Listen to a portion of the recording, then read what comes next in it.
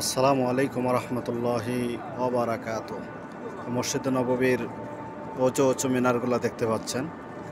তো মসজিদে নববীর পশ্চিম দক্ষিণ কোণার বরাবর আমরা যদি আসি তাহলে একটি ঐতিহাসিক মসজিদ আমরা দেখতে পাবো।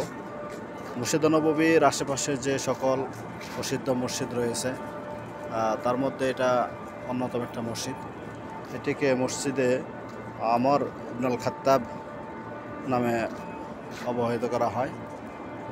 মসজিদে ওমর বিন খাত্তাব, হজরতে ওমর বিন খাত্তাব রাদিয়াল্লাহু তাআলা আনহু, যিনি অর্ধ জাহান শাসন করেছিলেন, এই হচ্ছে তার মসজিদ, যেটাতে এখন বর্তমানে নামাজ হয় না, তবে স্মৃতি সংরক্ষণের জন্য এটা এভাবে রেখে দেওয়া হয়েছে।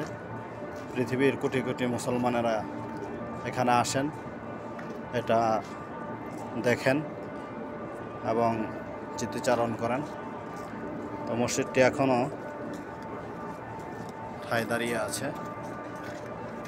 তো ভিতরে কি অবস্থা ওইভাবে দেখার সুযোগ নাই, দর্শনারী হিসেবে এটাকে রাখা হয়েছে, নামাজ এখন আর হয় না। তো এটা মসজিদে নববীর খুব কাছে, এখান থেকে মসজিদে নববী 1-2 মিনিট সময় লাগে। পশ্চিম দক্ষিণে অবস্থিত এই মসজিদ। হজরতে ওমর বিন আব্দুল খাত্তাব রাদিয়াল্লাহু তাআলা আনহু, যিনি অর্ধ জাহানের শাসক ছিলেন, যিনি এখান থেকে গোটা পৃথিবীকে শাসন করেছিলেন, তার স্মৃতিকে ধারণ করে এই মসজিদটি রাখা হয়েছে।